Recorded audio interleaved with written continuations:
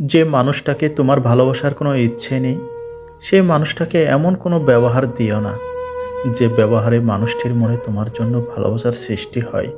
কারণ তুমি মজা করবে একদিন, আর ওই মানুষটি তোমায় নিয়ে ভালোবাসার স্বপ্ন দেখবে প্রতিদিন।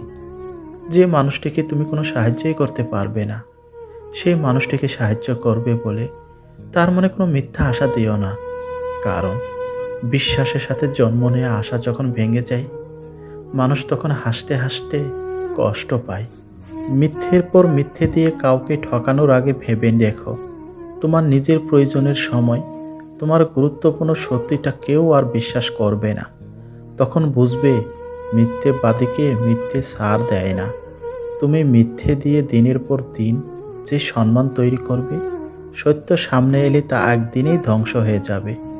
মিথ্যে ততক্ষণ বেঁচে থাকে যতক্ষণ সত্য ঘুমিয়ে থাকে।